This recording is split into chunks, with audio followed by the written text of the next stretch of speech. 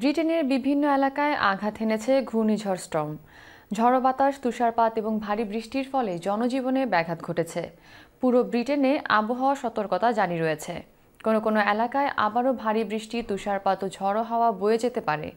North ওয়েলসে ভূমিধসে পড়া এলাকা থেকে 10 জনকে উদ্ধার করা হয়েছে। গাড়ির উপর গাছ ভেঙে পড়ে হ্যাম্পশায়ারে নিহত হয়েছেন এক ব্যক্তি। বিস্তারিত ডেস্ক রিপোর্টে। ব্রিটেনের বিভিন্ন এলাকায় আঘাত হেনেছে ঘূর্ণিঝড় বার্ট। হ্যাম্পশায়ারের উইনচেস্টারে গাড়ির উপর গাছ ভেঙে পড়ে নিহত হয়েছেন 60 বছর বয়সী এক ব্যক্তি। ভারী তুষারপাতের কারণে গাড়ি চলাচল চরমভাবে ব্যাহত হয়েছে স্কটল্যান্ডে। বন্ধ ছিল বাস চলাচল।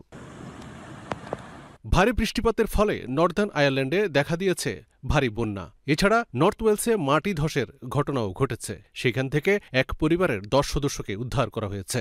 ভারী বৃষ্টিপাতের ফলে সেখানকার নদীর পানি বইছে বিপদসীমার উপর দিয়ে। চরমভাবে ব্যাহত হয় নিউক্যাসল এয়ারপোর্টের কার্যক্রম।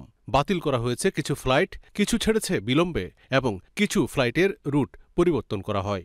These extremes do seem to be coming more frequently, but one thing's for sure, right across the country today, farmers are going to be out tending their livestock.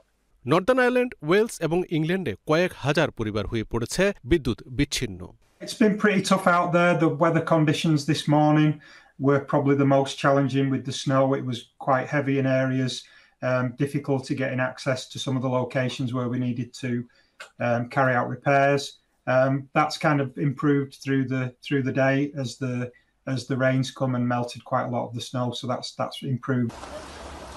পুরো ব্রিটেনে হলুদ সংকেত জারি করা হয়েছে। রবিবারও একই পরিস্থিতি বিরাজমান থাকবে বলে সতর্ক করা হয়েছে। ঘূর্ণিঝড় বার্টকে বহুমুখী বিপর্যয় সৃষ্টির কারণ বলে অভিহিত করা হয়েছে। ফলে কোথাও যাত্রা শুরু করার আগে আবহাওয়া বার্তা অনুসরণ করার অনুরোধ জানানো হয়েছে। বাড়ি থেকে বের হলেও শীত নিবারণ সহ সংকট মোকাবেলায় পর্যাপ্ত প্রস্তুতি রাখার অনুরোধও জানিয়েছে ম্যাট অফিস।